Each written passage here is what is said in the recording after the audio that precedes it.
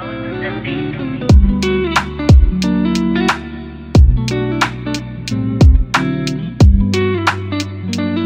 beautiful people of all ages, shapes, and colors, to another episode of the Hit Your Free Throws podcast, where we encourage you to stick to the basics. I'm one of your co-hosts, TV, aka TV on basketball, alongside my co-host Jay, aka the Knockdown Jay. How's it going, my guy? I'm chilling, bro. I'm not gonna lie. We got some good NBA topics going around. It's getting spicy now, bro. Now that we're double digit games in, I feel like we're starting to get our bearings in terms of like understanding some of these teams around the league. Yeah, some teams making like more waves than we thought they would. Some teams dropping a little bit, and that's basically what this episode's going to be based around. We know, like, me and Jay, we have come up with our championship bubble. These are the teams that we consider in, these true contenders. What about the guys who are outside them? Are they pretenders? Are they contenders? That's what we're going to talk about in this episode today. But before we get to this episode, we do have to plug our socials. Remember to follow our personal accounts at the TV on Basketball, at @NockdownJ/the Routine Jumper. Those can be found in the description down below. And in terms of the Hit Your Free Throws pod, remember to follow us for the best daily NBA content on TikTok and Instagram. The clips, the weekly series, all that good stuff can be found over there. And of course, some news reacts as well. If you're watching on YouTube, remember to like, share, subscribe, hit the notification bell so you will not miss a video. And if you're listening on any of the podcast networks, Spotify or Apple, make sure to subscribe, leave us a review, all the good stuff. We really do appreciate all your guys' support. Jay, are you ready to get into this? Yes, sir. And like we mentioned off the top, we have a topic here where we have to where we're trying to figure out whether some of these teams should be even considered in the championship bubble conversation.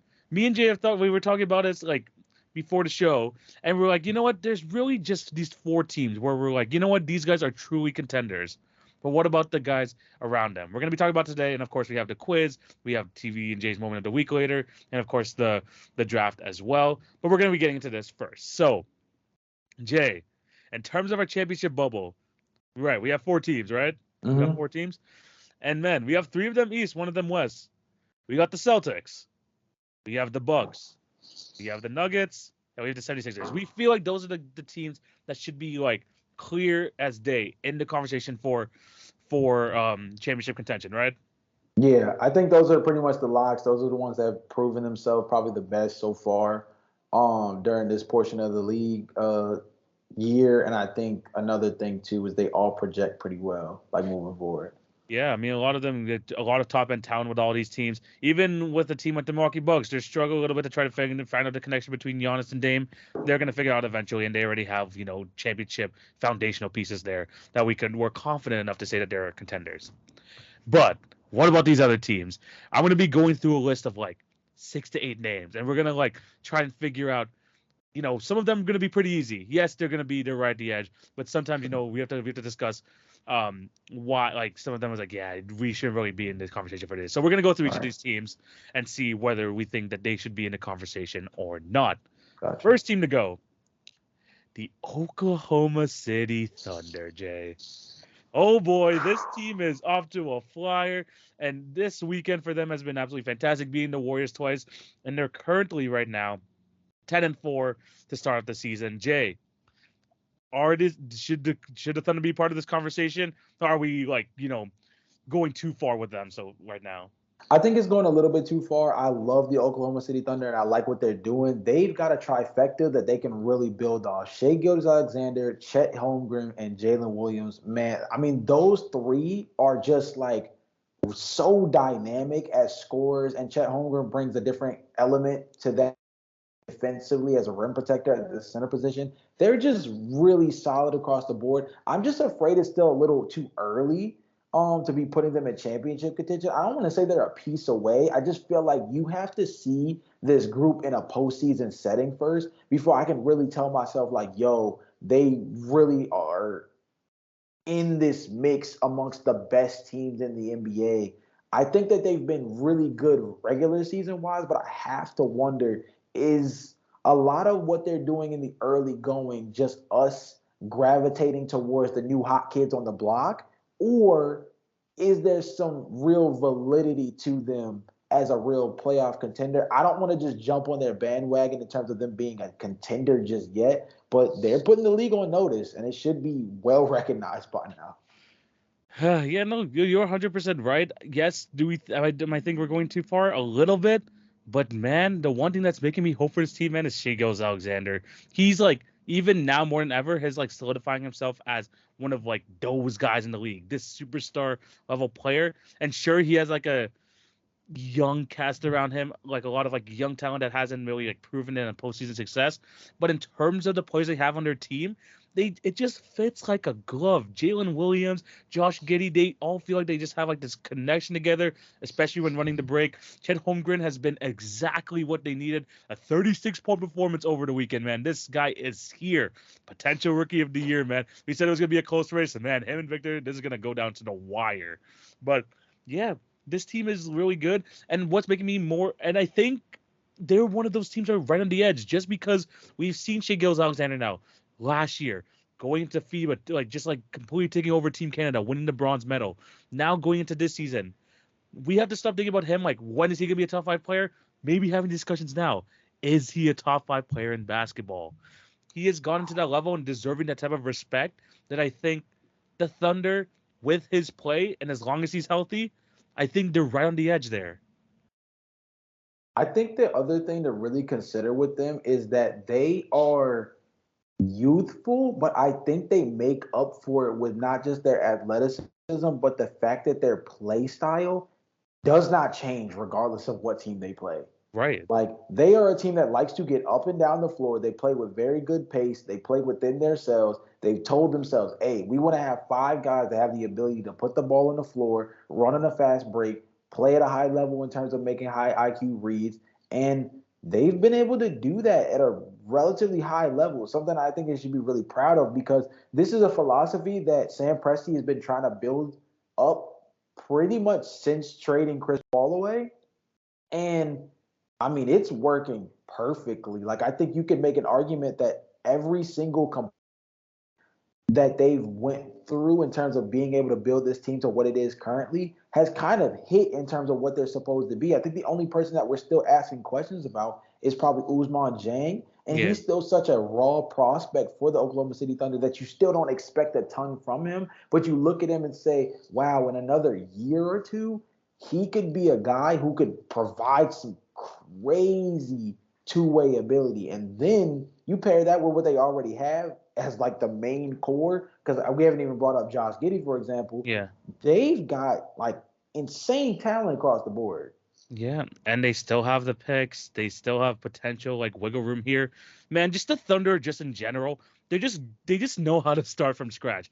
Look at the Kevin Durant, James Harden, Russell Westbrook era, and now going here, man. You start from scratch. You build from the ground up. You gather these assets, and look what it's turning to, a near contender already this early into the cycle. Give them a couple years, maybe a trade or two, and this team will be right there. Yeah, I mean, you might think we were going to go too far. I think we did just run on the edge. I think we have to do. I trust enough in Shea to be able to do that. Moving on to the next team, though, the Miami Heat started off slow. They they went on some crazy 6-game winning streak. They were up on your Bulls the other night, by the way, 22-1, and your Bulls still came back. So that ended up their that ended their winning streak over there. But Jay, they made it to two finals in the last 4 years. And they've had a strong start to the season. Are they in that, like, on the edge of the bubble, or do you think they shouldn't be in this conversation? I'm gonna put them at the edge of the bubble. I don't love it personally. If I'm gonna keep it a bean, they're the team that I'm just like I'm over it. Like I look, and I know maybe I'm partially just salty because I was already calling their season earlier on, and Yeah. I was talking about how Heat culture can only carry but so much when you have the kind of talent that they have, and so on and so on. But once again, they put me in my place. They told me, look, we do this. We grab guys like Jaime Jaquez. We're going to be getting Caleb Martin back. We're going to Haywood be able to position Highsmith. ourselves. Yeah, Haywood Highsmith is playing at a pretty strong level considering the fact that he's kind of just a typical role player for them. Like, there's a lot to like about what they're putting together. And of course, they've been able to revive the season because in the early portion, we started to think they were a little cooked, or at least I'm going to speak for myself. It also should be noted that they were able to go through most, if not all, of their winning streak without Tyler Hero. I'm just saying. Yeah. I feel like we always have this conversation every single year about this idea of whether or not the Heat actually need Tyler Hero, and he's been a guy that has actually been on the trade block pretty frequently. Like we talk about Tobias Harris and John Julius Randle, Collins. John Collins, freaking Miles. You want to know somebody Right. else who really gets their name brought up a lot? Freaking Tyler Hero, man. Yeah. That dude gets brought up all the time. And you kind of understand it, right? Because at the end of the day, Miami's always in it for stars. And Tyler Hero is a young asset that had a pretty insane playoff series, or a couple of playoff series during the 2020 bubble. And so he's built up a real name for himself as a legitimate commodity, or at least to some people that's the belief. So with that being the case, I ain't gonna lie to you, bro. Like they're in a interesting position. I'm gonna put them on the fringes because at the end of the day, they've gotten to the finals in situations where we've doubted them before. So I'm kind of I don't feel comfortable just completely leaning in on them being bad anymore because I've been bitten by that snake already this Yep. very season. But I'm still skeptical. I'm gonna keep it a bean. I'm still skeptical, but I'm gonna play it fair because I feel like at the end of the day, the Miami Heat have to show me otherwise to start doubting them. That's kind of my rule of thumb at this point. Bro, I'm the opposite of you. I need them to show me that they're not able to do this in order for me to be off this wagon. Because I think they're like as close to the bubble as you could be without being inside the bubble, Hmm. really. Because Jimmy Butler has proven time and time again in the playoffs that he's able to do this. Bam is taking that next step in terms of his aggressiveness on the offensive end this year. Hopefully that's able to you know, translate into playoff basketball. And at the end of the day, yes, Hero has, not really been a part of this like resurgence at the early part of the season, but they need him in the playoffs, man. You could tell that they really missed his ability to create his own shot in the conference finals and the finals. So they have that ability. I like them losing out on Gabe Vincent and like all these guys. We thought it was going to be a problem. No, they're just gonna freaking revive Duncan Robinson and have him one of his best seasons of his career so far. Jaime Hawkins be a legitimate part of the rotation. Josh Richardson picking back up. Haywood Highsmith. They're just able to find these guys, man. Just time in and time out. They're just able to get these guys um into the rotation, into that Heat culture. I know, word of whatever, like last finals or so. But at the end of the day, this is what the Miami Heat do, and until they prove me otherwise that they're not gonna be going to a deep playoff run, I'm gonna keep saying that they're part of the bubble. So I'm gonna keep them there. I feel. I think the Miami Heat are just one of those teams, bro, where like I'm gonna do it now while we're still relatively early in the season. Yeah. And yes, this is a little bit of ping ponging back and forth because I was jumping off the Miami Heat bandwagon heavy after the first couple of games. But one of the main things that's most important is Bam Adebayo is kind of making us understand, dude. I'm not gonna lie. And TV, I'm sure that you love it because I do as well. This is the guy. This is the one for the Miami Heat that if they're able to unlock Bam Adebayo and he play to his 22 and 10 level potential, he makes them a different basketball team, regardless of the kind of 100%. talent around him, because he's a top tier All NBA caliber defender. I'm not gonna call him elite, but he's an above average passer for the position. He's a guy who I know can get. I think Bam Adebayo can legitimately get about 14 points off lobs and then get the other 7 to 8 points off of created baskets. I think Bam Adebayo is that talented. And Yeah. then you pair that with the fact that he is a good rebounder for his size. He is a good rim protector across the board. Like you love Jimmy Butler, but especially when you look at his age, you can make the argument that Bam Adebayo is not only should be considered their best player sometime down the line, but I would say right now he might actually be their most complete player. I think Bam Adebayo is, if you don't feel as though he is, I think Bam Adebayo is on the trajectory to be the Miami Heat's most complete player, and that is actually they need to be going in order for them to take the next level. Bam Adebayo as a casual 15 to 18 and 6, 7 rebounds with a couple of blocks and some highlight plays is not enough for this team to be a championship contender anymore. I mean, he's taking like the baton to be the number one guy eventually, and I think he's actually willing to take that challenge. Unlike this next team, the Lakers. And at this point, even at age 38, 39, LeBron still has to be a freaking superhuman for them to win games. They're off to a not so great start to the year. I mean, they're getting better, 8-6, but LeBron. We talked about early on in the season that freaking minutes restriction went out the window really quickly Real quick. and very quickly. they're 8-6, but LeBron's supposed to be a superhuman. So Jay, I'm gonna throw this over to you. Or should the Lakers still be considered a contender, or should they just we should not like we can't trust them enough to like put them in this conversation?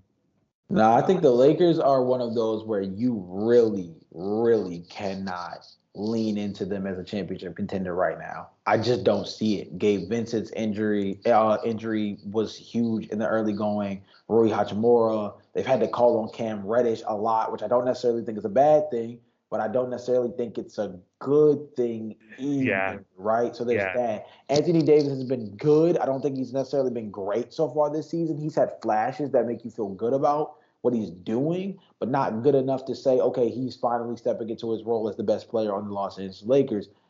LeBron James has been LeBron James. Like, I feel like you can just say he's been the model of consistency that he's been for a while. And you got to be proud of that as a guy who is, 39 years old, right? But I yeah. think at the same time, I look at it and I tell myself, like, how many times have we played this movie and it's crashed and burned at the end? Like, it's Yeah. been a times where the Lakers' lack of talent and over reliance on LeBron James is not sustainable.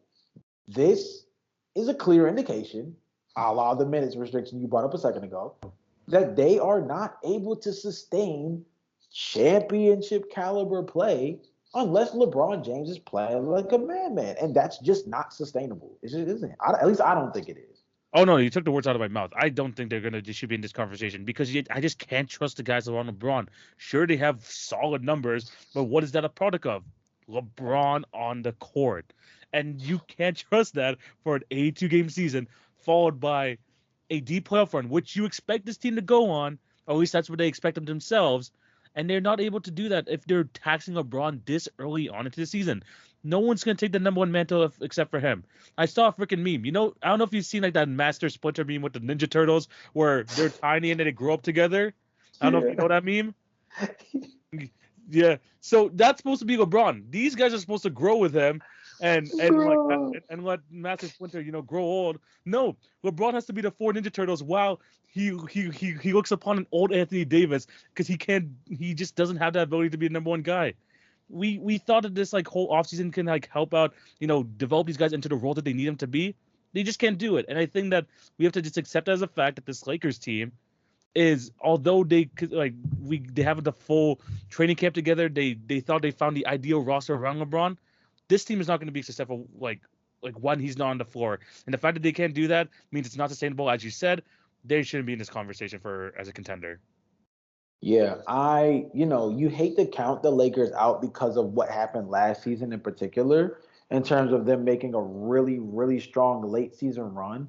But there's a lot of things that are just not the same as last season, right? One of the most telling things is that they're not as good defensively as a team.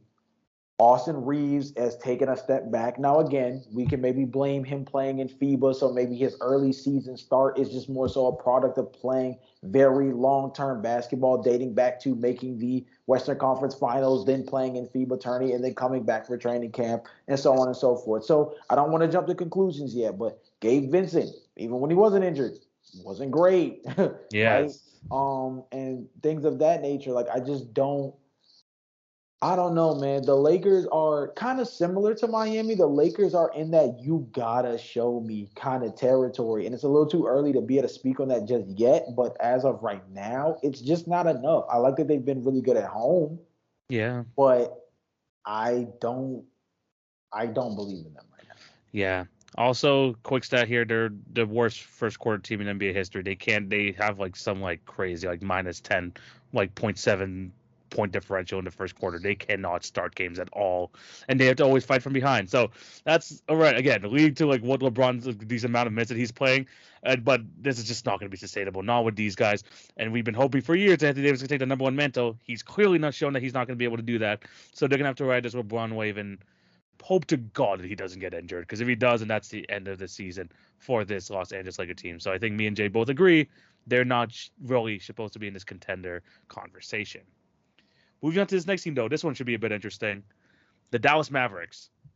They've proven so far this year that this Luka Doncic Kyrie Irving duo is pretty damn good. They've lost 2 straight games though. So I have to keep that in mind. But Luka's playing at, like having an absolutely godly season. Kyrie Irving is finally stepping into his role. Tim Hardaway Jr. might have to be like in 6-man conversations. He's been absolutely killing it off the bench this year. But Jay, I'm gonna throw it over to you. Are the Mavs in this championship conversation or not? Oh man, I'm gonna be real with you. I'm gonna say yes, but with the caveat that I think they're not done in terms of being able to really shore this team up. I still think Yes. they're one wing defender away from really solidifying themselves because we know what Luka is. I think we have an understanding that Kyrie Irving is good enough as a co-star. I like what Josh Green has done, despite the fact that he has had a bit of a quiet start to the NBA season so Yeah. far. Um, I still love the acquisition of Grant Williams, even He's if been great. Yeah. he hasn't been like a gangbuster out the gate, but he's been shooting the three ball relatively well. And I think for the deal that they got him on, I think you could almost kind of call him like a elite budget baller, low key. Like I Yeah. think they got him. I wouldn't like. Well, no, I would. I think they got Grant Williams for a steal, low key. And I Yeah. think that he's been able to play up relatively well. Derek Lively, obviously, is kind of the biggest question mark here because we're talking about a rookie center. Um, I think that I'm serious though. I think they're one 3-and-D wing, like a really good 3-and-D wing away from really being on something. Which is ironic because I believe Terrence Davis is Yeah. still a free agent. Which he's not a big time defender or anything, but Terrence Davis is like the definition of like a high energy wing player. Oh Um, no, I know that for sure. He's been on the Raptors a couple of years. He was one of my favorite guys when he was with us. So I think he would be a great addition to that team. Yeah, I wonder if they give a guy like Terrence Davis a call. I think that although he doesn't fit the defensive aspect maybe that you're looking for, I think he provides just an overall physicality and that I think could make up for it, or maybe, excuse me, actually maybe even be impactful on the defensive end if that's what he's asked to do. Because I feel like Terrence Davis kind of not even just with the Raptors, but even most recently with the Sacramento And the Kings, Kings, yeah. he kind of just seemed like a guy that whatever you needed, that's what he could give you Yeah. in his burst of minutes. And I think that's exactly what the Mavericks need. It's just a burst of energy to go on top of what it is that they already are doing relatively well. You know what I'm saying? Yeah. So I think at this point, I'm gonna say yes, but I'm gonna say it like I said with the caveat that I think there's something else still coming for them. And if they make said move, even if it's something as little as picking up Terrence Davis, or maybe something as large as making I don't want to say blockbuster trade, but making a on the margins trade to be able to get that guy, they have another play in them that can really move them up the ladder. Yeah, no, you literally stole the words of my mouth. They are a 3-and-D wing from like potentially even being a part of that, championship bubble. And Mm, and I'm gonna tell you this.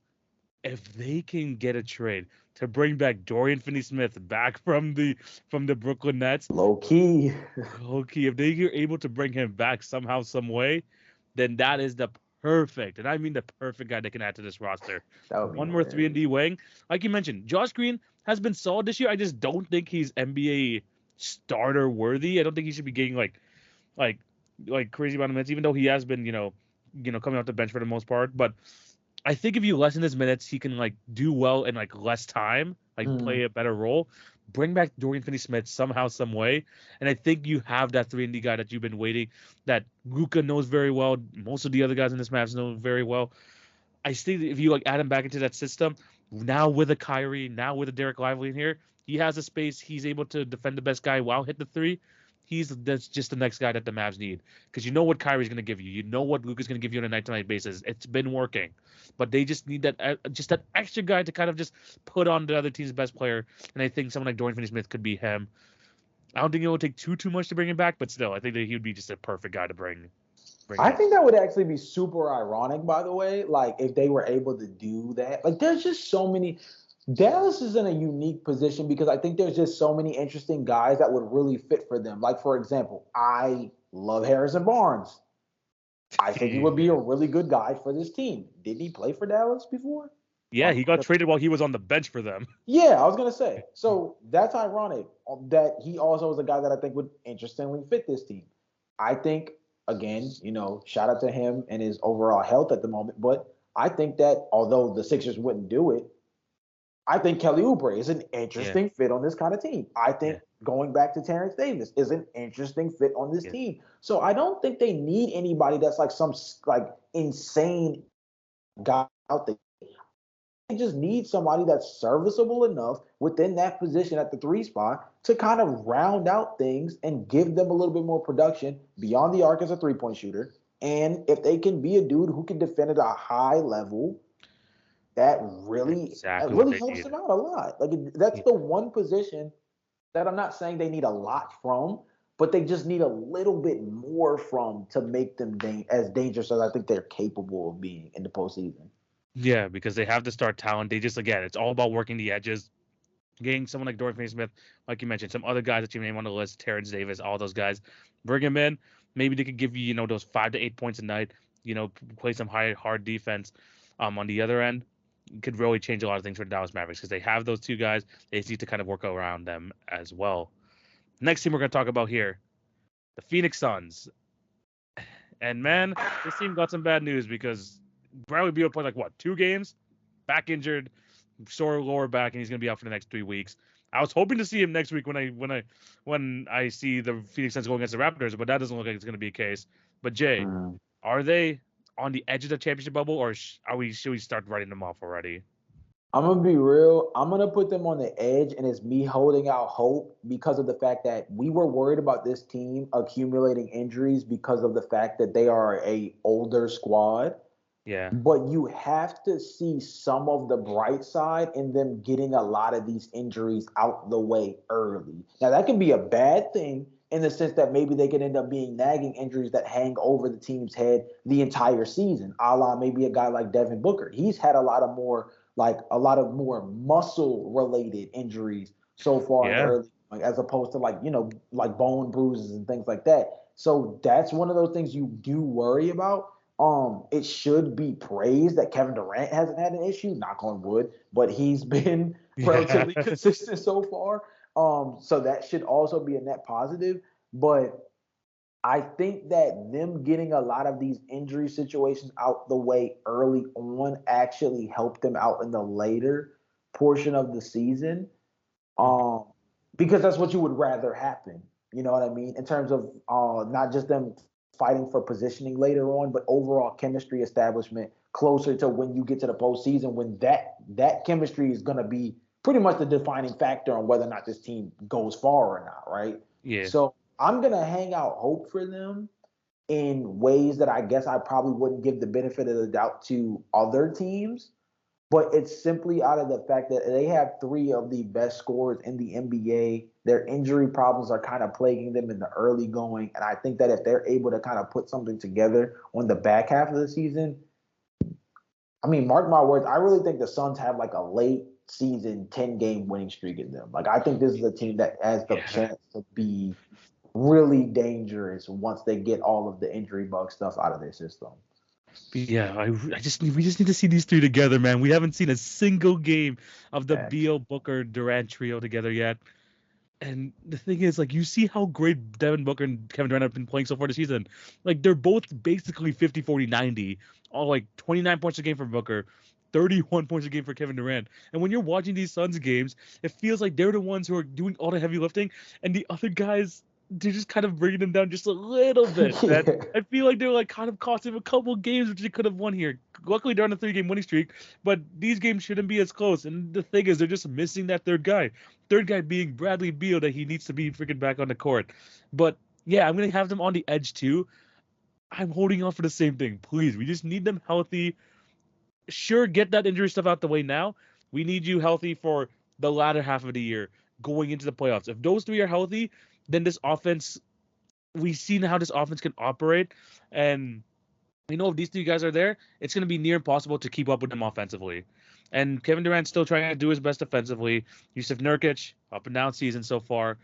But I really do think that when those three guys are on the court, their ability just to be able to give you like 23 to 30 points a night, each of them, is just going to be too much for a lot of teams to handle. It's just that we don't know if we can just like trust them to do that at this point.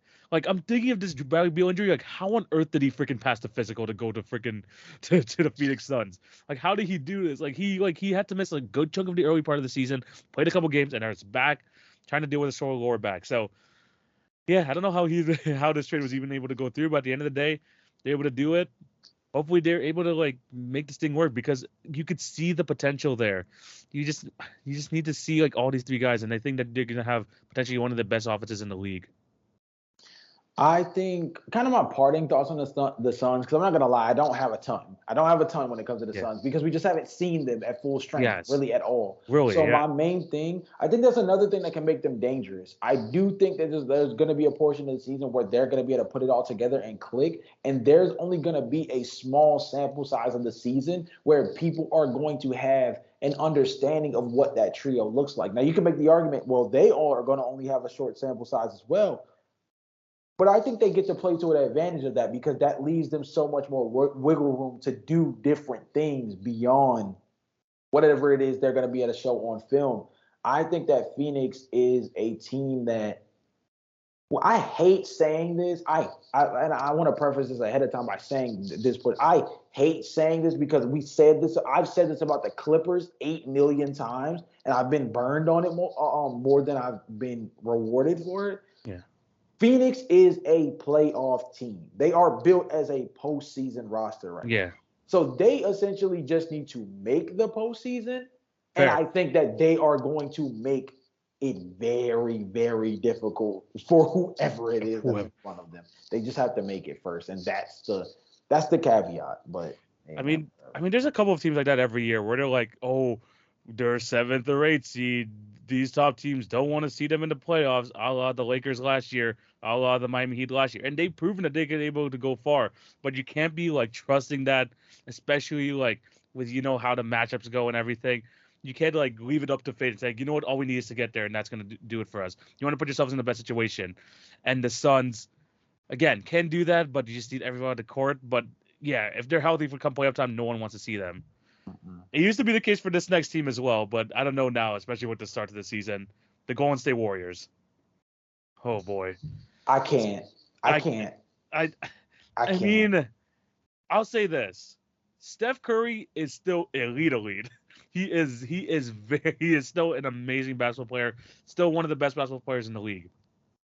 But with the rest of the guys around him not performing to the way that they're supposed to, Jay, contender conversation or not? I can't get there. I think at the end of the day, they're going to always have a chance to not just make the postseason, but to win a series if Steph Curry is going to play to the level that he was playing before he got injured. I think he actually returns today as of us recording this. So he played on Saturday. No, he played in the game against Chet. So yeah, there's that. But so it'll be a second game back. But I think they're always going to be good with Steph. But are they championship level good? Like, you got Draymond losing his mind. You got people calling for Klay Thompson to pull the Russell Westbrook and volunteer to come off the bench. Like, we're at that level with Golden State now. You know what I'm saying?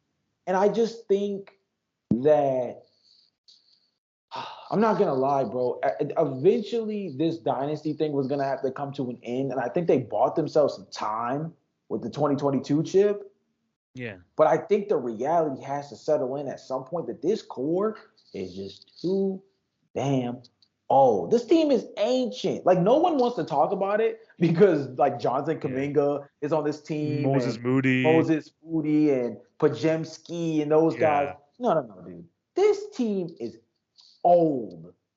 And eventually, I'm saying this as if I didn't just cut the Suns some. They have like Devin Booker, who was like, still a younger player. They have Bradley Beal, who, despite his injury history right now, is still a younger player. There's that are considered, top, let's say, 8 to 12 guys at their positions, right? You would say Devin Booker's a lot higher than 8 to 12, but I'm factoring Bradley Beal as well. Yeah, so, like, realistically speaking, bro, like, here's a differentiation between the Phoenix Suns and the Golden State Warriors, for example. When you go against Golden State, definitively, who would you say is the second definitive offensive option after Steph Curry? The thing is, it's Klay Thompson, even though he probably shouldn't be, but it is Klay Thompson. There you go. And I think your caveat at the end of saying he probably shouldn't be is the exact point. Andrew Wiggins hasn't been good so far this season on I mean, both sides of the ball. besides the last game against the Thunder, he has not been good. I'll give him that as a nice bounce back game, but overall body of work, I have not really felt the impact of Andrew Wiggins through the first portion of the season so far. I think He's Draymond is.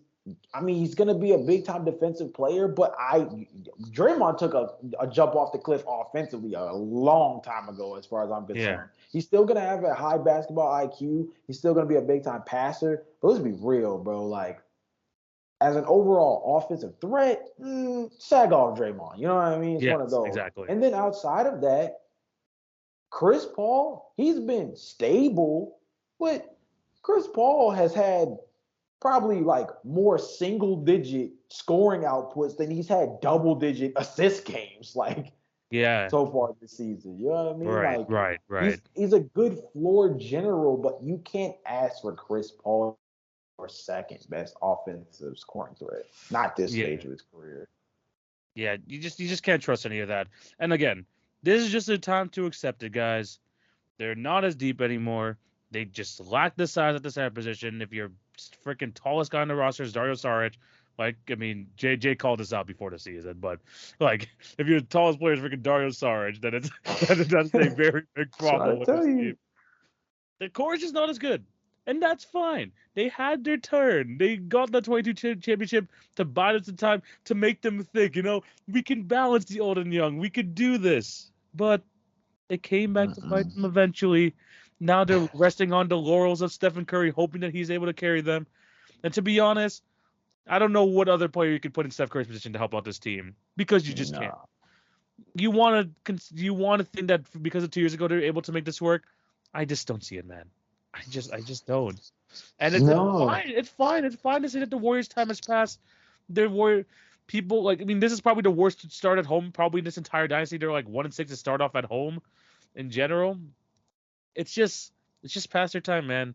It's time to not include him in these conversations anymore.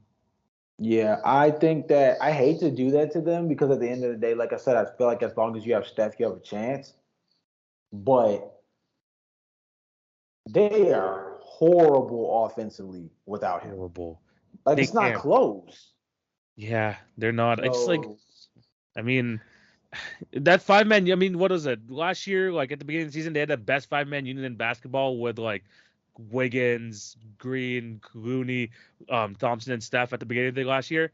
That clearly is not the case this year, and I don't think they were able to figure it out within the season. So, yeah, it's just time, and it's fine to say that the Warriors are past what they were. I mean, they had enough years to showcase that. Now it's just the other teams have just caught up and have got significantly better than them.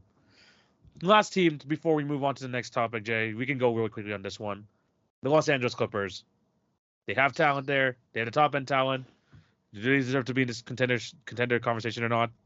I'd love to give them the same benefit of the doubt that I gave the Phoenix Suns, but I can't do it. I can't do it. They're in a similar boat to Miami, but for all the wrong reasons. Like Miami to me is they have the culture and the infrastructure to say they can make a championship caliber run regardless of who suits up. It's just who suits up also gauges how I decide to view their overall championship aspirations. Yes. This team has all the talent in the world across the board. I'm not just talking about the top 4 guys. I like Terrence Mann. I like Ivica Zubac. I like PJ Tucker for this kind of team. Norman Powell is a really good player. They have the talent. They just continue to fall. They look the best in that. Okay, so I hate doing this because I'm sure this has been said before, but the best analogy to describe the LA Clippers in terms of being a person that believes in them as a championship contender is essentially, I am Charlie and the LA Clippers are Lucy holding the football. I am just sitting here waiting to get punked at the end of the season, where I go the entire time, all the way up until the postseason, and then somewhere around the first round, maybe the second round if they're good enough, they wet the bed, and we're asking ourselves, what more can they possibly do to make it deeper into the postseason than this? It happens almost all the time. Yeah, I mean, they trading with the amount of guards they had, probably trading for James Harden was probably not the best decision in hindsight. Getting more talent on this team, more another guy who hogs up possessions, is already probably tough enough when you have Russell Westbrook, Kawhi Leonard, and Paul George on the team. You put it perfectly. They have the talent there, but it just doesn't fit. The infrastructure isn't there. The continuity is not there just because they haven't been on the court together with the injuries and stuff. Miami Heat, on the other hand, perfect opposite. You can lose players like Max Strus, Gabe Vincent, and not mess a step because you have a Drew Smith waiting over there. You have a Haywood Highsmith who's apparently everyone's favorite teammate now in the Miami Heat. So Right. it's like just one of those things where different systems can foster like these different talents. Some can like do more with less. The Clippers, you can give them as much as you can, but it's just never gonna work out. The injuries are just too much of a concern, even more than the Phoenix Suns at this point. I don't trust the health of their team even more than the Phoenix Suns. I can't name them a contender. They're not a complete roster. There's just too much overlap, and the injuries are just way like hanging over this team is just too much of a concern. Yeah, I'd love to give the Clippers the benefit of the doubt. I've done it probably the last 2 to 3 seasons. I have the clip on TikTok of me saying, "Oh, with this roster, they're at least a top three team in the Western Conference alone with that, right?" And how did that go? So it's like at this point, they're just one of those teams that like they're really gonna have to show me to Yeah, make me put them into that championship contender bubble. I can't even put them on the fence because their start with James Harden was rough. And I'm glad they were able to finally put down a victory, but I think it's going to take a lot more than just one win to really get a true understanding of this team. Shout out to Russ, whether it was just I simply was gonna him say the being exact same thing. noble. I Yeah, mean, because maybe this is something we should kind of talk about a little bit. Um, whether it was noble of Russ or whether it was just Russell Westbrook getting ahead of the media narrative that would have been Ty Lue elects to bench Russ in yeah, favor of James Harden. Because let's be honest, that's what it was going to be. That's how it yes, was going to get spun, right? yeah, So whether it was a PR play to avoid the media nightmare of Russ getting benched, or it was simply Russ truly stepping to the bench in order to maximize the continuity of this team, I do think that selflessness, one way or another, is going to be beneficial for this team. I'm yeah. not sure how just yet, but I do think it is going to end up being beneficial for this team. The biggest question to me is for a guy in James Harden who said in his introductory interview, "I am the system." Yeah. How does that flow when you have two guys in Paul George and Kawhi Leonard who are as much of a system as Yeah. you can be in your own right in terms of their play styles and what works best for them, especially offensively? I mean, again, Russ, again, going ahead of the curve. We talked about in previous episodes. Like, it honestly makes lineup sense for James Harden to be the one to come off the bench with this roster, just for even like a fit purpose. Because Russell Westbrook and like Paul George and Kawhi Leonard on the court together create one of the best 3-man groups in basketball before the James Harden trade. It's just that once this James Harden trade happened, kind of put that all like astray. But Exactly. at this point, I don't know, like Russ is kind of preemptively being the one to make the sacrifice, but I don't know like if this really does fix the issue because he wasn't really the one that needs to be sacrificing here. It was gonna be either Harden, Paul George, or Russ, or Kawhi. It's not gonna be Kawhi. He's the one who's shown that he is the focal point for a team to even make it to a championship. Paul George has proven that he's one of the more durable players, which is saying a lot for a LA Clipper team. It was gonna have to be James Harden, and if he's not going to get off that high horse of him saying that he's the system, he's the one who's going to like they have to like work with him, then this Clipper team is just going to continue not to work. Russ can be as normal as he wants, but he wasn't the problem here. James Harden was the one who has to adjust, and he still hasn't been able to. Congrats on him hitting that game winner, that 4-point play or whatever. But that's not going to be enough for me to sway one way or the other. It's still just this team is just not good enough still. I'm worried about the Clippers, man. But Huh. look, like I said, I've had enough faith in them over the seasons. I feel like I deserve to take a step back for a while. Yeah, it's good. It's a good time too, man. It's a good time too. What are they currently right now? They are 4-7. I Mm. mean, they're probably gonna give us like some hope in like a 6-game winning streak or a 7-game winning streak at some point during the season. But even still, we got to remember what this team is. And this team currently right now, the amount of guard play, the amount of guys that need the ball in order to succeed, I just don't feel like it's gonna work.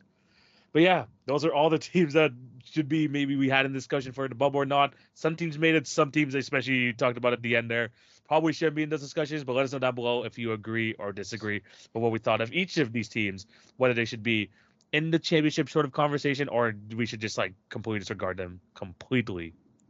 Jay, it is time for us to move over to TV and Jay's moment of the week, where we highlight something that wasn't in the original topic that we want to discuss on this podcast. Mm. I'm gonna start it off over here because we mentioned it slightly during the Warriors part. What the heck, Draymond? What the heck happened there on was it I think like Wednesday night where Mm. where not even 2 minutes into the game, not even 2 minutes, Rudy Gobert's about to separate a fight between Jaden McDaniels and Klay Thompson, and Draymond Green just absolutely puts him in a sleeper hold, does what Draymond does best, gets freaking kicked out again when Steph Curry isn't playing, mind you. But the league finally caught up to him. All of his antics finally caught up to him because this is his first time serving a multi-game suspension. He is out for 5 games. Draymond just kept testing the waters, and at some point, like this is gonna bite back at him. At some point, it finally did.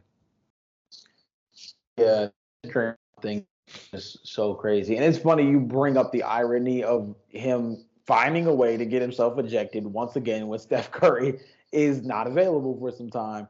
And I don't know what it is with him. I'm not sure what his problem is. I'm not sure why he's allowed himself to kind of jump out of his body. I assume it's just the beef that he has with Rudy Gobert dating back to him making fun of Rudy crying about not I making the All-Star I team. think so too. That's all I can genuinely believe. That sounds like, I mean, it's not a good reason, but it's one that I at least feel like goes together with the way he went about that situation at least. But I think my main thing with Draymond Green right now is just that I don't think he is the caliber of player that we've um seen from him in years past. And I think my biggest worry about him now is that this might be a little bold. I think that the Warriors are slowly but surely starting to understand their mortality.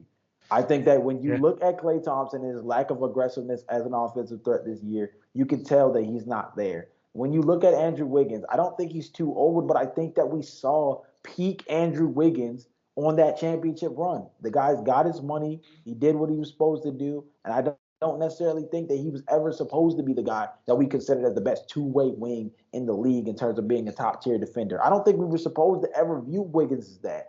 Before a couple of playoff series, if you can be that great or better, that's a perfect way to go into a summer where Yeah. you're supposed to get the bag, right?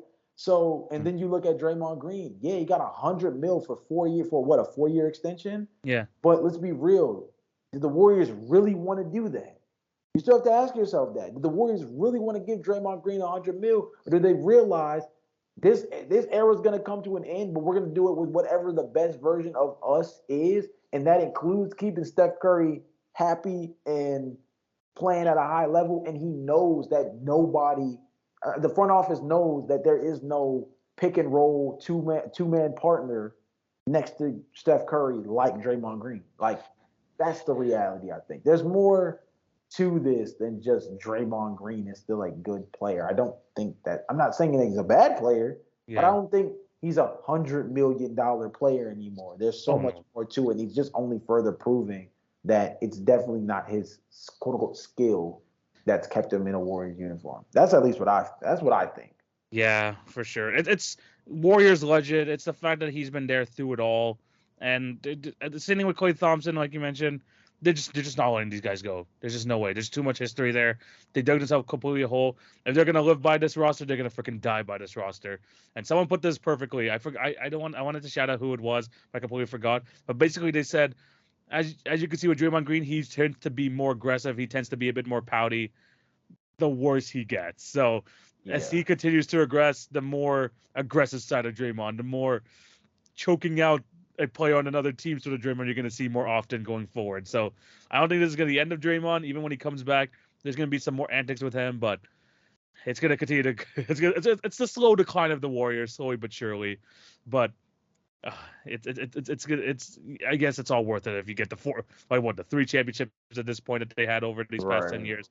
It's probably worth it. But Jay, what is your moment of the week? So my moment of the week actually is a former Golden State Warrior, and actually the guy who was probably impacted the most by Draymond Green over the last year. Funny enough, that's Jordan Poole. There's already reporting around Jordan Poole from at least executives around the league that feel as though the Washington Wizards do not view Jordan Poole as a franchise cornerstone. Now, TV, I don't necessarily think this is like some kind of insane feat to believe that he's Yeah. not in their future plans. He's already kind of playing like he's a guy that doesn't really deserve to be in that conversation, right? Yeah. But I Yeah. think on top of all of that, Jordan Poole was more so an asset thrown in order to quote unquote win the Chris Paul trade, right? Because that's Yeah. the reality of it, right? When you move off of a guy like Chris Paul, and I don't necessarily think it was Chris Paul in conjunction, but it was kind of the way that they went about the Bradley Beal trade that then in sense landed them Chris Paul, that then in sense led to them getting Jordan Poole. The only way that you truly quote unquote win the Bradley Beal trade is by getting some kind of young asset somewhere in there to either Yeah. later flip or to hopefully build up on, right? Mm-hmm. In this case, I think they are more likely to build upon Jordan Poole by using him and flipping into more draft capital than they are to truly rely on him to be somebody who's here for the long haul. I don't think his play style is conducive to what they want to do. I don't think his overall attitude really is what the Washington Wizards need as a team that desperately needs like a culture reset. Yeah. And I also think that they desperately need a leader. And I think people need to remember that just because you're a champion doesn't make you a lead, Yeah. doesn't give you leadership qualities. Yeah. Jordan Poole said on one front that he's always wanted his own team and he couldn't wait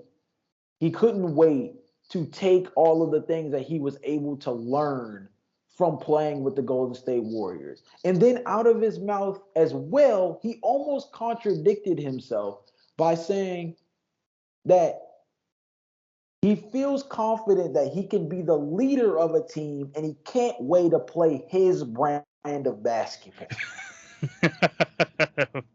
A Interesting because I don't little think bit of a that disconnect any there. version of Jordan Poole's brand of basketball actually aligns with how the Warriors played at all.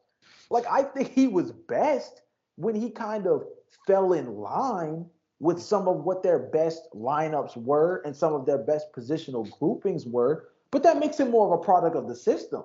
But Yeah. in terms of his overall skill set and what it is that Jordan Poole ball looks like, I don't think that's conducive to winning basketball. So I I mean, don't think he's the yeah. guy you build around, legitimately. And I think if that's how they feel about him, they're probably in the right camp. Well, I mean, I think a lot of us could have seen this coming. It's just surprising that this type of report came out on November 2023, though, like a month or two after they made this trade. It's very, very strange that this is able to come out now. Um, yeah, Jordan Poole. I mean, we talked about before the podcast. You said there were like a couple guys thinking that this is like his time to like show his true colors, his ability to like spread his wings, be this number one guy. Yeah. I personally didn't see it. I saw him as like more of a Tyler Hero mold, where maybe third, fourth best guy at most on a team. But he was never going to be the number one guy. The Warriors showed us that. He's showing it this year. He's like, we expected him to take mad shots this year. He's not even really doing that. It's No. Kyle Kuzma. It's Kyle Kuzma. I feel like that he probably had a conversation with Denny FD after their little like scuffle in the preseason, and now Denny's trying to take some of his shots away from him. Like Jordan, even the Jordan Poole irrational confidence person, we're not even seeing that. So Yeah, I just don't think we're seeing the true version of Jordan Poole himself. He's clearly not going to be a point guard of the future. I think we have to just see his run with the Warriors as it is, and that's going to be the best version we're going to see of him. Now, is this going to maybe be the case going forward? Maybe he can have that sort of role on another team, but it's not going to be on his own team with the freaking Washington Wizards. Ain't no way. Put him into a different scenario, maybe he might have similar success that he did in Golden State. But this is probably the best we're gonna see of him, and it's fine. That's a fine player in the league. He's gonna have a role here for many years to come. Just as Jordan Clarkson, just as Tyler Hero, they're gonna have like long careers in the NBA. But to say that he is a number 1 or 2 option is just unrealistic. Okay, now TV. This is the part. I'm gonna bring up the article that I literally wrote up today on this whole Jordan Poole situation because that's actually how this moment of the week came up. And I want to bring up something that I brought up in the article, which is specifically my viewpoint on Jordan Poole overall, and a couple of teams that I think should be interested in Jordan Poole if he truly is on the trade block, as they say before. So I'm gonna read this, but I'm gonna try not to like read the whole thing. Yeah. Okay. So I'm going to start here. I'm going to say, so it says, now finding his ideal landing spot is a trickier feat because I was talking about initially what makes him a good player. What is his ideal role? In layman's terms, I said he is best suited as a guy who comes off the bench as a microwave scorer and kills second units. Sounds like the best way to describe Jordan Poole, right? He is a guy who, against second unit on defenses, there is not a single guy. Typically, I would say typically, there's not a single guy on a second unit that can guard Jordan Poole one-on-one and check him. Fair. So I think that realistically, that is more of the type. He is a 6-man of the year player. Like if you needed to draw up an archetype of a 6-man of the year player in 2023, Jordan Poole is like the ideal archetype for that. 100%. Now, here's my thing. This is where I'm at with this. Jordan Poole specifically is a player that I feel like plays at one speed, and it's a speed that can take others out of the game. All of these things are definitive assets that both help him individually but hurt his team. I think were actually big contributions to why he was traded away from Golden State, aside from the Draymond Green thing, which I also think is huge. But here's where I will read something specifically.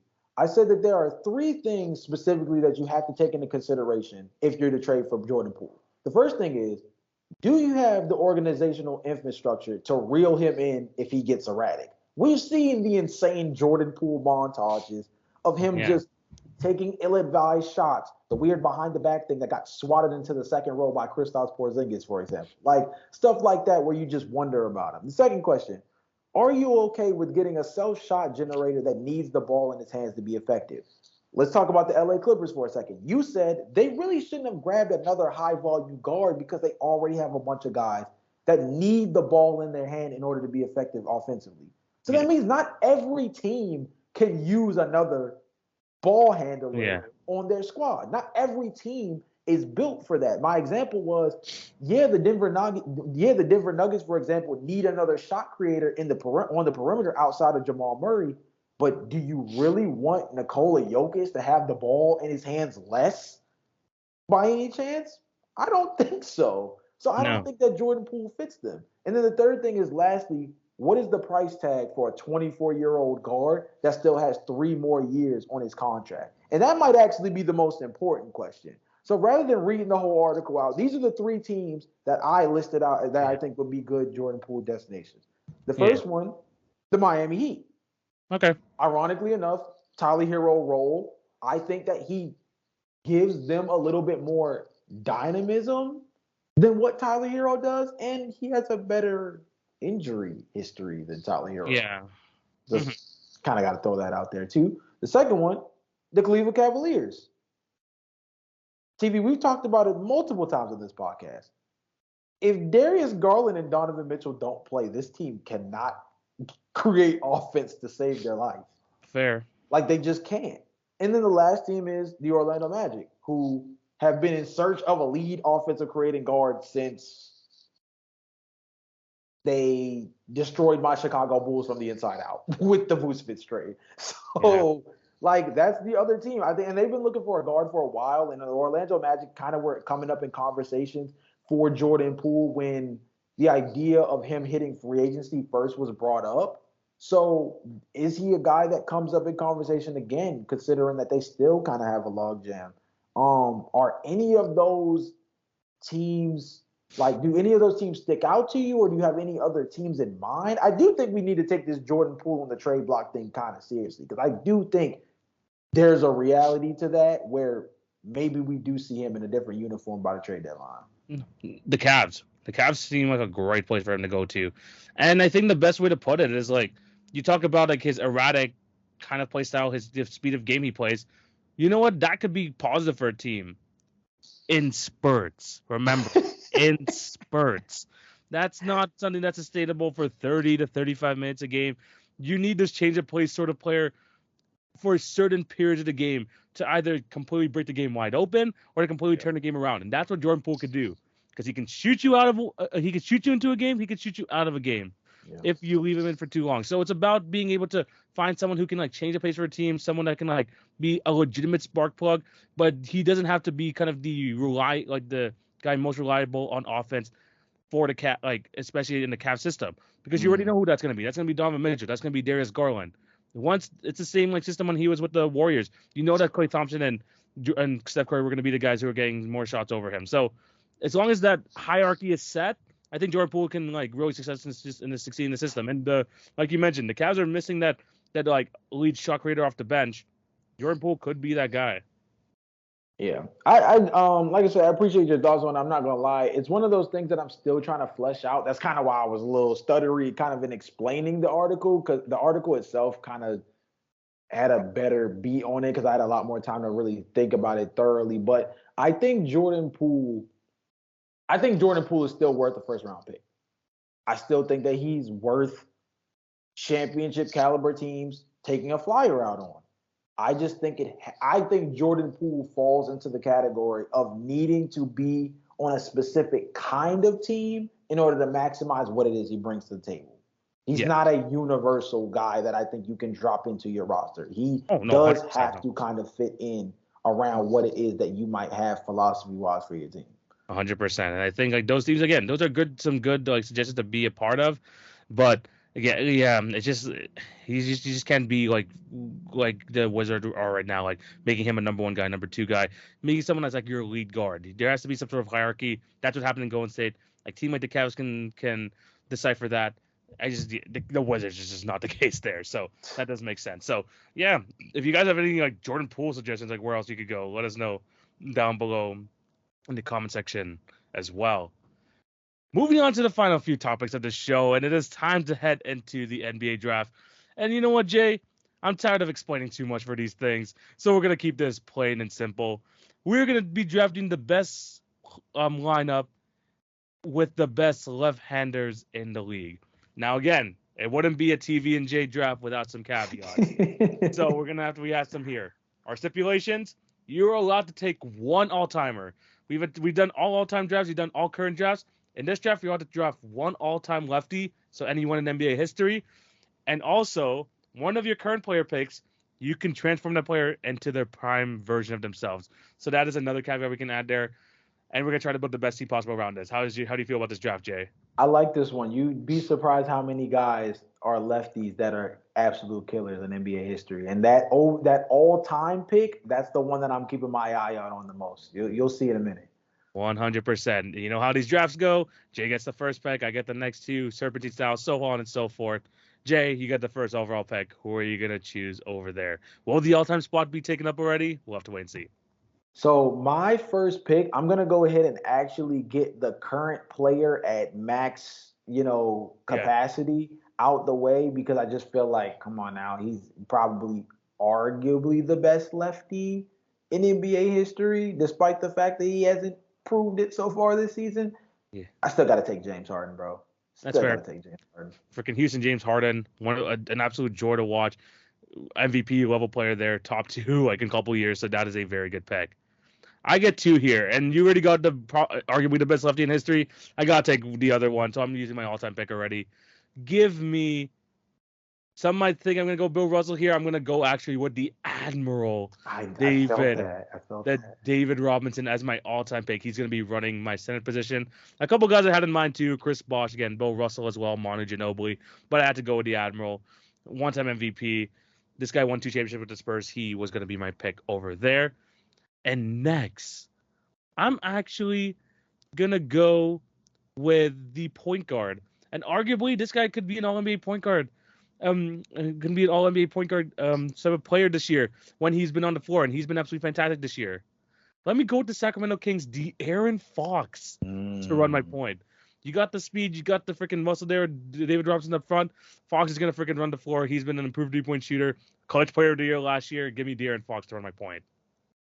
All right, next for me, I gotta go with like arguably my favorite player in the league right now. He's actually been like my favorite player in the league for the last 2, maybe 3 seasons now. But I've been a big advocate for him since he was drafted. Give me SGA, man. Got to take him. I I'm know. gonna put him. I'm Okay, gonna put no. him at Here's the two thing, guard though. actually. Here's the thing, though. He's not really a left-handed player. I know he's on this list that we have, but he's not like a left-handed shooter. I don't know. I think he's like left-handed in real life.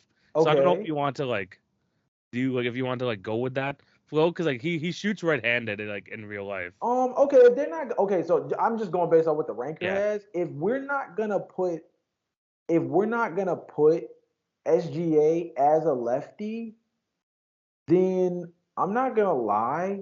Some may say that this is a little like unorthodox, but I'm really not worried about it. Give me D'Lo. I'll take him now. D'Lo. All right. Yeah. Yeah. So you got back-to-back picks. So you got D'Lo, and who else are you getting?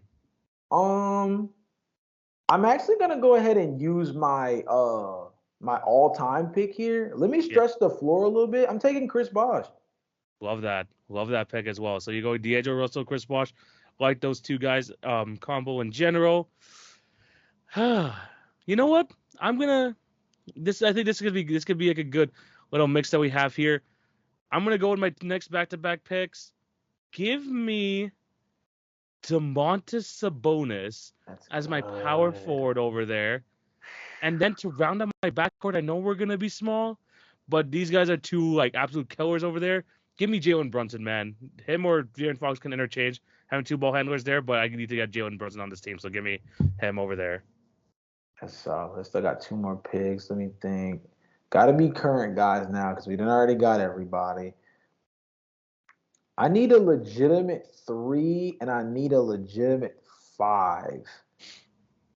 We got some spacing across the board. Let me get a little bit of defense. Give me Herb Jones. Love that. Love that pick. And then I think at the center position, because I think Chris Bosh can be so good on defense, but I think we also still need to have somebody playing it on the paint.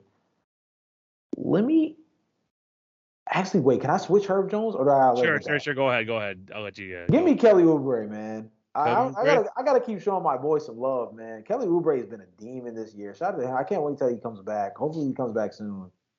Okay, I like that. I like that pick. So you got Kelly Oubre, and who's your last pick?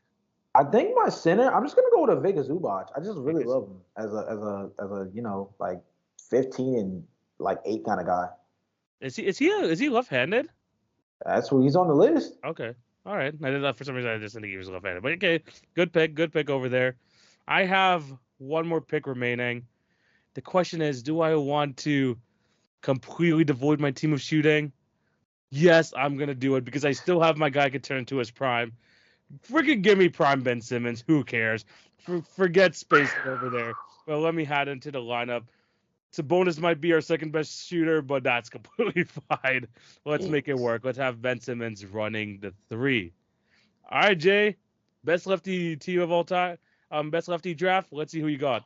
All right, man. Maybe not my most talented team, but I hope they're relatively cohesive. So I got D'Angelo Russell at the 1, James Harden at the 2. He's prime James Harden, so we're talking about the Houston Rockets one. Start over. D'Angelo Russell at the 1, James Harden at the 2, Kelly Oubre at my 3. I'm gonna put Chris Bosh at the 4, and then I'll put Vika Zubac at the 5. Nice lineup. Solid lineup over there. For myself, give me, you know what? I'll have De'Aaron Fox running the 1. Jimmy Jalen Brunson running the 2, prime Ben Simmons running the 3, Domantas Sabonis at the 4, and the Admiral David Robinson at the 5. I don't know how you can keep us out of the paint, but if you're able to do so, it's if we have no shooting around it. So that might be your best bet. Just dare us to shoot. But yeah, let us know down below which lefty T do you like better. Is it the spacing? Is it the very much lack of spacing? Let us know down below. And Jay, we have reached the final segment of the show, which of course means the NBA quiz. And brace yourself to this one because this might be a while. Because Jay, LeBron James is in his 21st season. Yeah. 3 different teams. This is going to be a doozy, but I think you're able to get all these guys. Okay. Name me every single LeBron James All-Star teammate that he's had throughout his entire career. So every teammate he's had, if they've made an All-Star team, let's see if you can try to name all of them. I just don't know how long he's... You want to know how many people are on this list? 31. What the hell? TV?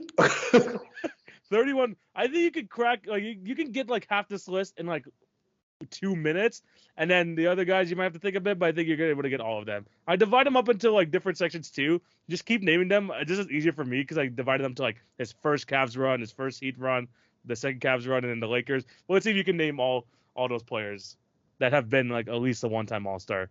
Okay, so the other question is, did they have to be an All-Star when they played with LeBron James? No, so okay. So like, as long as they have been an All-Star in their career. Okay, so let's think. There's a lot of guys, so we have some time here. I'll go slow, but I'm definitely going rapid fire him low key. Yeah. So D-Wade. Yep. Chris Bosh. Yep. Kyrie Irving. Yep, we got all those guys on this list. Anthony Davis. My boy Derrick Rose. Yeah, there we remember go. The Cleveland days. Come on now. Don't sleep. Yeah. Oh my gosh. Kevin Love. Of course, he's on this list. Oh my gosh. I think the best way to tackle these is if you just think of each of his teams and try to. Yeah. Was Mo Williams a one-time All-Star? Yes, he was. Oh my God, give me that, boy. Okay. Yeah. Ray Allen. Ray Allen is on this list. Another Heat player down.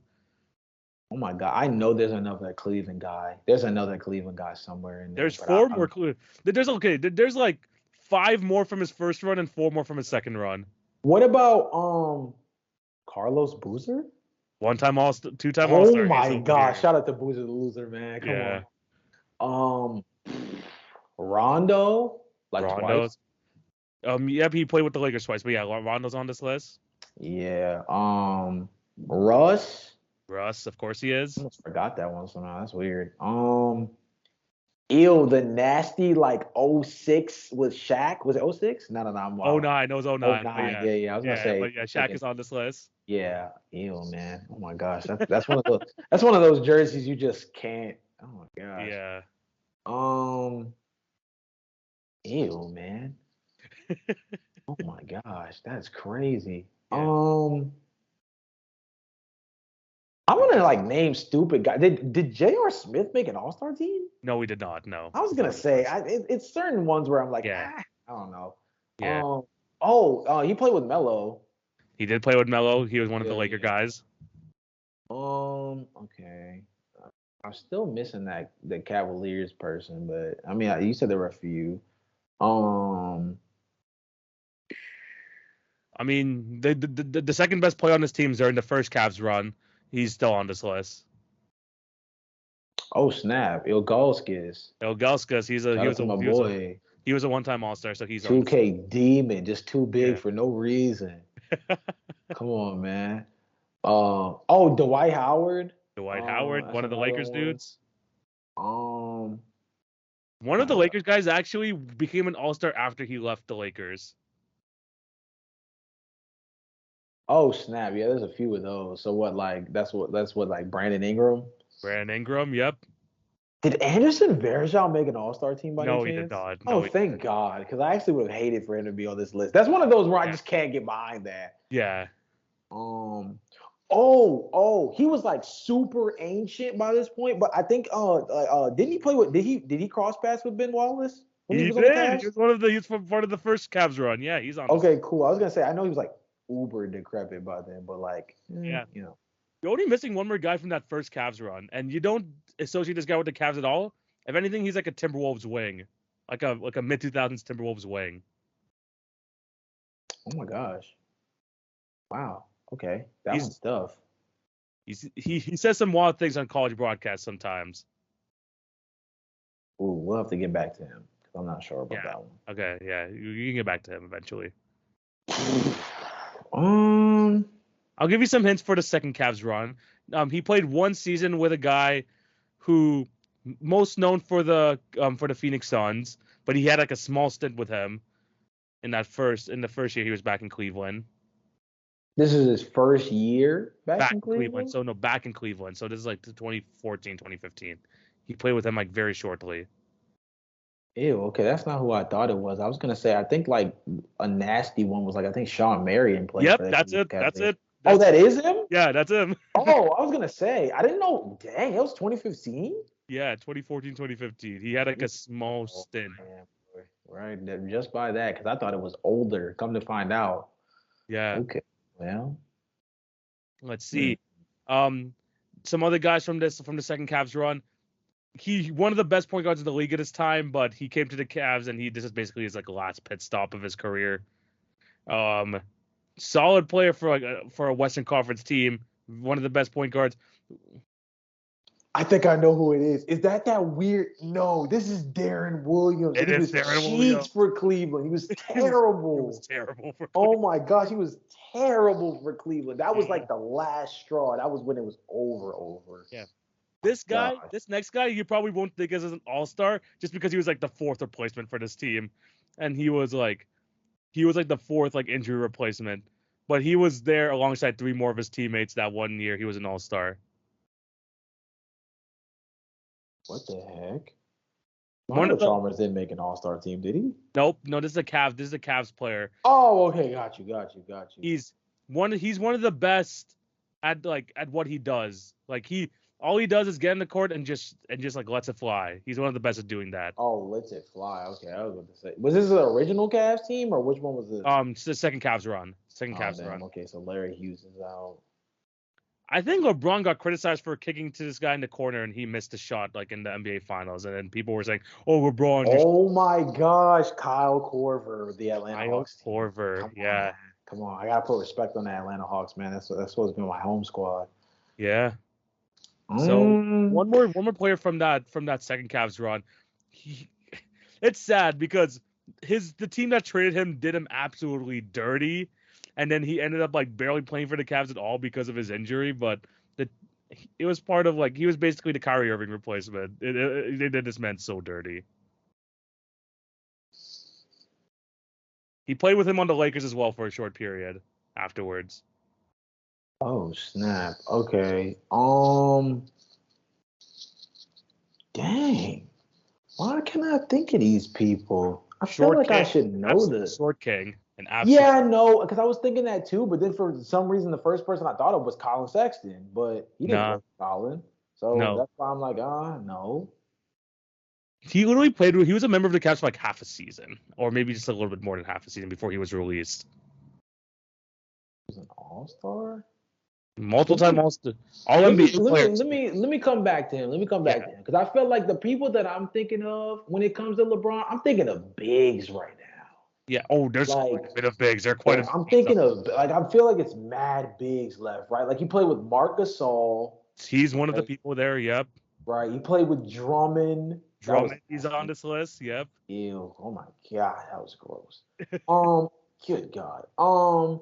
He played with. Oh, I know somebody who's not a big, but definitely played with. He played with Mike Bibby.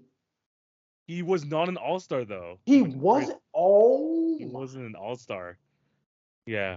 I was so keep thinking washed bigs. Washed bigs. Ooh, that's tough. It's not tough, but it's tough. Cause like LeBron was catching mad strays on like last second people. Yes. Let me think. Yeah, just I feel like Watch Phoenix. I feel like one of the people, like the guy, like one of the guys on the Lakers list.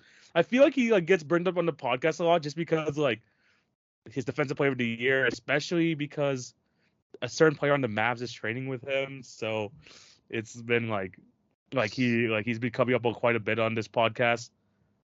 So Tyson Chandler? Tyson Chandler, he played like one season LeBron, like his first season back in LA. Where? This was with the Lakers? Yeah, this is I think Tyson Chandler's like last season. What the heck? I don't remember that much. Wow. Shout out Tyson Chandler because I totally forgot about that. The only reason I remember him is because he was on the court when Rondo hit that weird game winner against the Celtics like 4 years ago or 4 or 5 years ago when he was a member with the Lakers. So that's the only reason I remember that. But yeah, there's two more players. There's 2 more players with this Lakers team that you're missing. Is there any more Heat guys? There's like 4 Heat guys. But they're all like guys that barely played minutes. One of the guys here was synonymous with the Supersonics.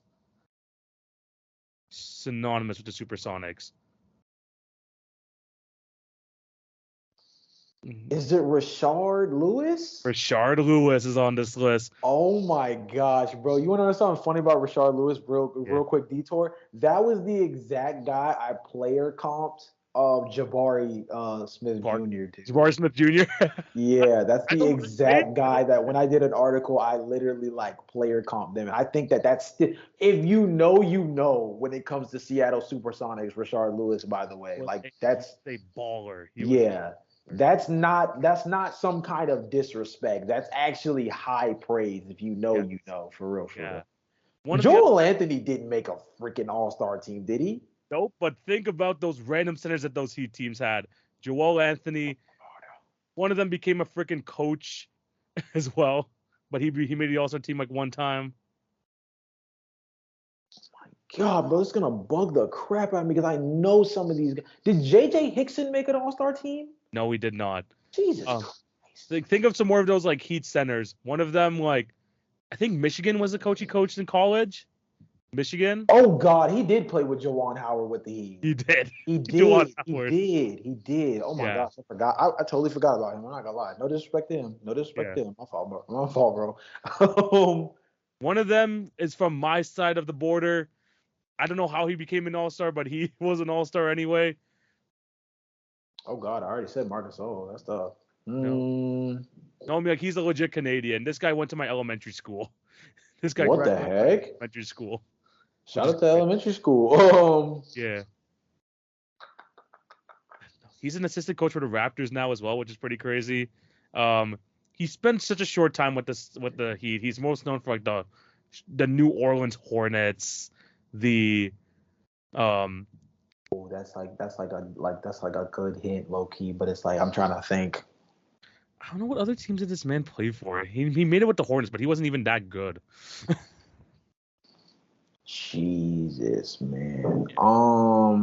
Other players, another player for the Heat. You should be able to get this. He was you don't remember him for the Heat. I'm surprised he was even like on this list. But he is like he was really good with the Pistons in like the late 90s, like alongside like Grant Hill. He had like a couple like 30 per game seasons.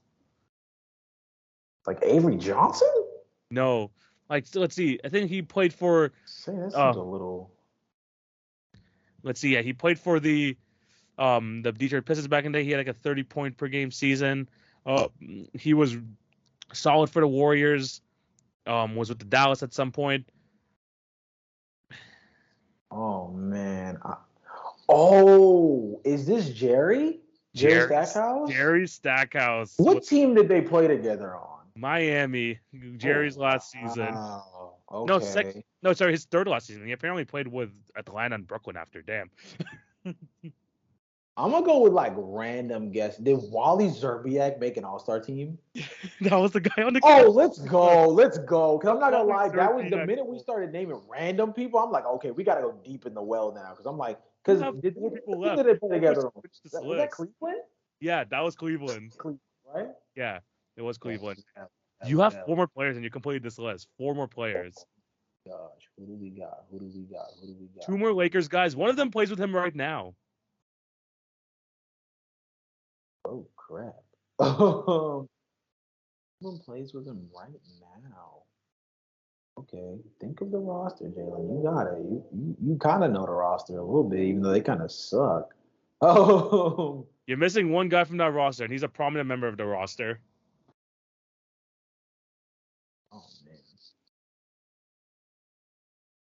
I'm gonna have to remember the Lakers roster in a minute. I said J.J. Hickson already, but did I say like Antoine Jameson? He Yeah. didn't make an all-star team. He didn't make an all-star team. What the world, man? So again, so you're missing one guy swear. from the you're missing one guy from the Heat run. You're missing Mm, one guy who was with the Cavs in the second run, but also played a quick stint with the Lakers. And then you're missing just two other just like Lakers guys. One more a couple of wash centers still here. see the wash centers part. That's what's really throwing me off. Like This guy's a recent NBA champion, actually. The guy who's a washed NBA center played some minutes in the NBA Finals. what the heck? Um, damn, I really can't. I'm not gonna lie, TV. You might have really stumped me on this one. I'm on the back nine, but the minute you say wash centers, I'm like, holy cow! I only know but so many guys. Honestly, he's most known for his time on the other side of the Staples Center locker room.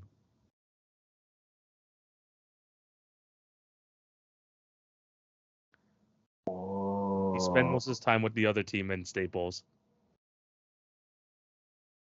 DeAndre Jordan? DeAndre Jordan is on this list. Oh shoot. I forgot he played for the Lakers. Oh jeez. And he was not good. He was not good at all, because I definitely don't remember that one. I'm surprised you haven't said the current guy yet. He's literally I think the third leading scorer right now. Really? Yeah. It's just because I feel like I don't know their roster like that. Like I'm not gonna lie, like they're kind of. He's their starting point guard, I think. Yeah, starting point guard. That doesn't make me feel good. Oh wow! I just realized how stupid that was. The reason why he stands out is because I drafted him, right? Yeah. I just kind of it was with Brooklyn though. Yeah. D'Angelo Russell. That clears out all the Lakers guys. You got two more guys to go. The guy for the Cavs / the Lakers. Amazing run with the Celtics.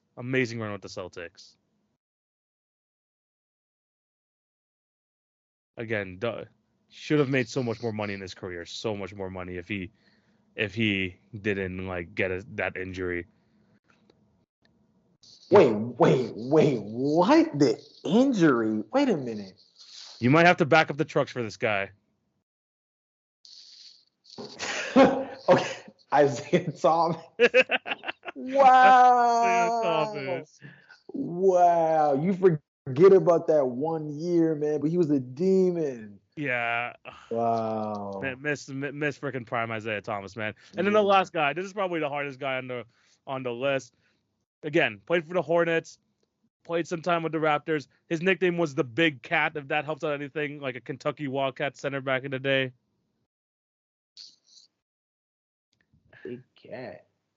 Big Cat. I don't know what he does well as a center, but he made an all-star team. What did he average that year? Freaking 13-10, man, with the Hornets. What the heck? The Big Cat. If I don't know if these initials help you, but JM.